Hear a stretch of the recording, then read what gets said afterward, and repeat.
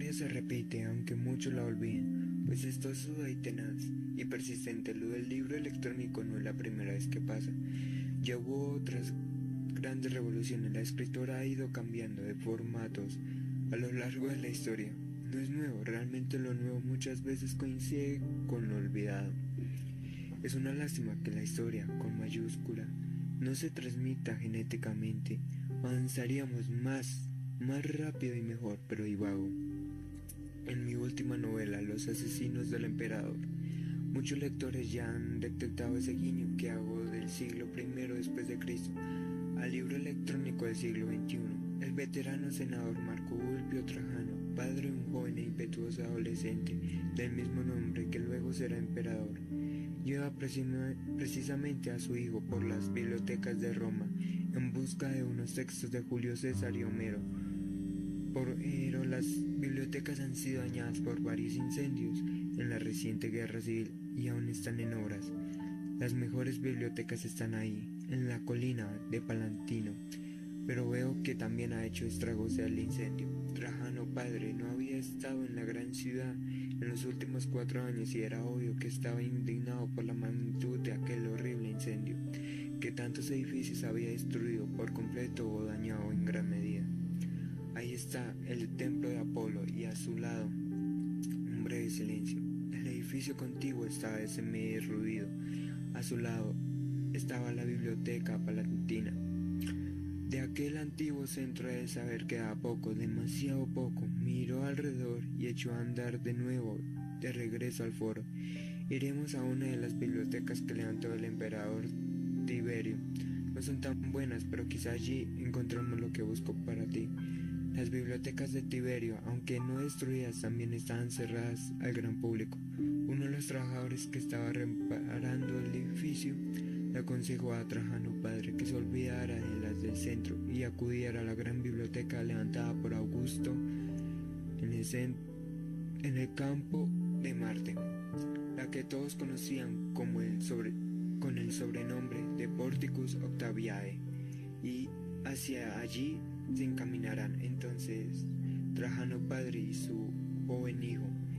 En el Porticus Octaviae conocerán a Vetus, un viejo bibliotecario que no obstante también decepcionará a Trajano padre, pues le negará la posibilidad de sacar de la biblioteca los libros que quiere.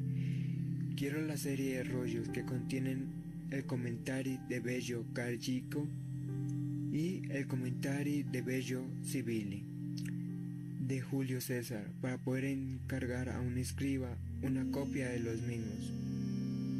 Me consta que esos textos se prestan para esos fines. Vetus inspiró aire despacio.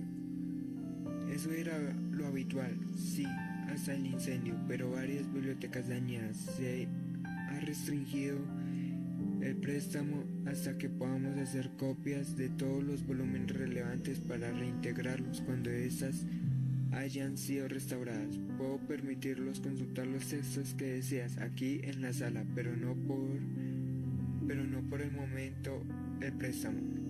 Vetus observó que la indignación, una vez más, hacía presa de aquel senador que se expresaba con un fuerte acento hispano.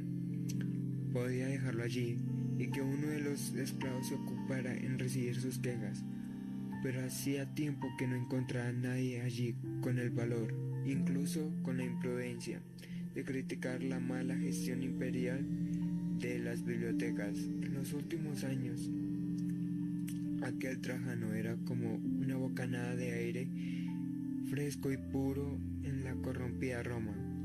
Miró al adolescente, un joven fuerte y de mirada viva, que callaba junto a aquel alto oficial del imperio. ¿Las copias eran entonces para el muchacho?, preguntó. Así es, confirmó Trajano padre. Hemos venido desde Hispania y quería regalárselas, pero veo que todo parece ponerse en mi contra. Son un excelente regalo para un joven que sin duda aspirará a ser un gran legatus algún día, ¿no es así? El joven Trajano asintió, sin decir nada, al sentirse directamente aludido por aquella pregunta.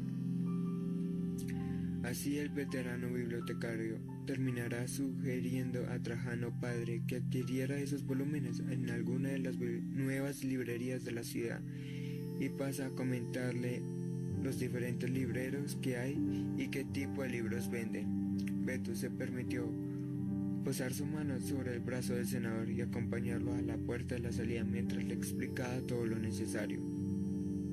Está Trifón. Tiene copias de todo, son baratas, pero la calidad de sus escribas y del papiro que usa no son las mejores. Luego está Atrecto. Con él la calidad está garantizada e incluso el lujo. Atrecto es siempre una buena opción. Si vais a viajar, que imagino es lo más probable, de regreso a vuestra patria, lo ideal es algo muy nuevo que solo vende segundo. Se trata de textos, los textos de siempre como los que buscáis de César o de Homero, pero copiados no sobre papiro sino sobre pergamino, más resistente, pegados por un lateral, como un códice de tablilla, en lugar de juntado luego las hojas en rollos. Así se escribe por ambos lados del pergamino y en mucho menos volumen puedes tener los dos textos.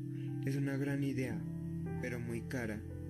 Hay quien dice que un día esos códices reemplazarán por completo a los rollos, pero yo no lo creo posible. Se perdería ese placer especial de desarrollar poco a poco el texto. Es absurdo. Bueno, el caso es que para viajar son útiles los códices. El pergamino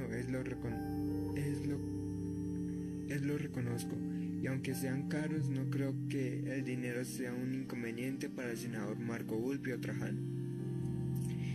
Y no, el dinero no era un problema para aquel veterano senador hispano. ¿Qué se hará con esos textos para su hijo? Aprenda estrategia militar con Julio César y griego con Homero. Pero el viejo Betus se equivocaba. El pergamino reemplazó lenta pero progresivamente al papiro, y el códice el formato que conocemos hoy día, el papel impreso. Fue el soporte de poemas y novelas durante siglos. Ahora ha surgido un nuevo formato. Muchos periodistas me preguntan: ¿qué piensa usted del libro electrónico? ¿Cree que acabará con el libro impreso? No soy Agur romano, pero a riesgo de equivocarme me pronuncio alejado del dogmatismo del bibliotecario Betus, pero distante también de aquellos que predicen la rápida desaparición de un formato que tiene siglos de existencia.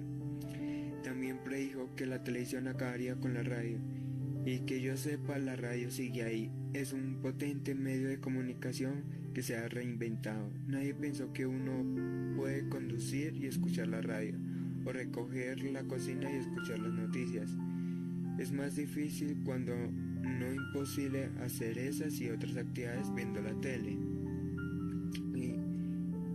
Y la radio además ofrece otras cosas diferentes a la televisión. Del mismo modo pienso que el libro impreso tiene unos espacios que el libro electrónico tiene difícil ocupar.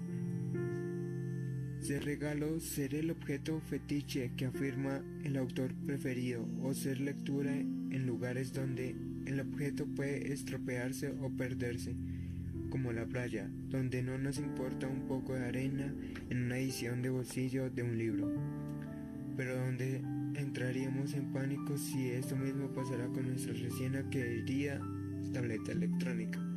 Además, si te roban el lector, igual se llevan con él toda tu biblioteca. ¿Qué podemos tener copias de seguridad?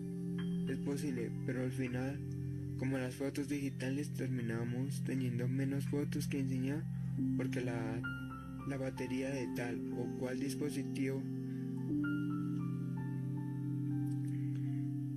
no va o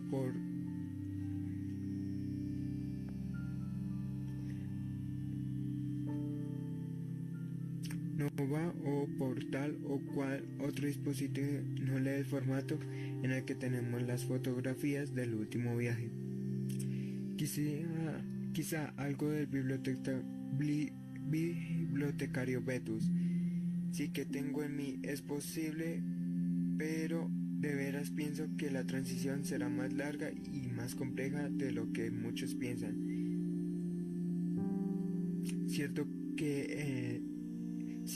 es que el libro regalo también puede ser reemplazado.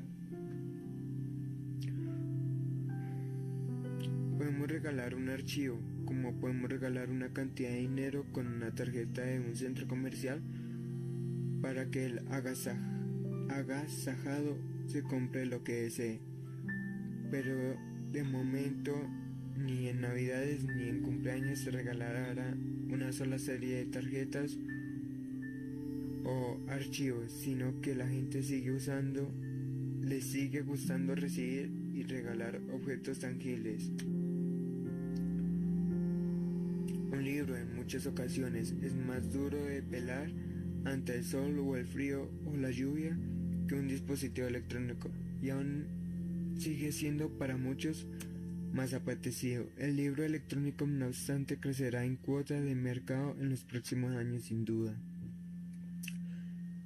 alguna, pero sigo pensando que durante varios decenios como mínimo coexistirá con el libro impreso.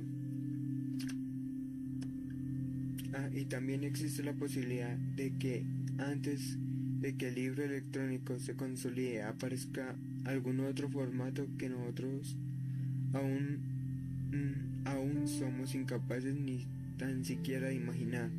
Por eso esto de la tecnología, ya se sabe, va muy rápido y queda por fin un formato de que nadie se acuerda en esta disputa sobre diferentes formas de leer. El libro 3D es un formato importante. Los personajes se mueven delante de ti, no como si fueran personas de carne y hueso, sino que en efecto lo son. Se mueven y dan vida a las palabras del texto. Con pericia experimentada, con un realismo tal que parece que lo que lees no lo lees, sino que lo vives. Es un formato que tiene más de 2500 años de historia y siempre en crisis, siempre al límite. Pese a todo sobrevive y sobrevivirá al libro electrónico. Se llama teatro. De igual forma que sobrevivan otras formas de narrar, otras formas de leer historias, o es que unos agotados padrinos reciben como agua de mayo aquel cuentacuentos ingenioso que sabe entretener a sus hijos en un centro comercial o en una lluviosa tarde fría de un pueblo, ya sea con su voz o con títeres. Y es que por encima de formas y formatos, más allá de los rollos de papiro, los libros de papel o los lectores electrónicos, está la perenne pasión del ser humano porque le cuenten historias, igual que nos pasa con la rueda o el fuego. El arte de narrar, de contar relatos, de referir un cuento, de ese retrotrae a tiempos más allá de nuestra memoria, más allá del momento en el que empezamos a transcribir lo que nos acontecía en el devenir de la existencia humana. El escritor italiano Valerio Massimo Manfredi lo tiene muy claro y yo comparto su opinión punto por punto. Un día un periodista le preguntó a Manfredi, hablando como no de novela histórica, ¿qué fue primero, don Valerio o el cuento o la historia? Manfredi sonrió, no lo dude, el cuento. La historia es memoria y tenemos memoria colectiva. Desde que anotamos lo que nos sucede, pero más allá de la historia, mucho antes seguramente, en alguna cueva del Paleolítico, un hombre dejó perplejos a los miembros de su trío con un relato sobre una cacería, o quizá fue una mujer con un cuento que se inventó sobre las nubes y las estrellas para calmar el miedo de un niño. Allí empezó todo.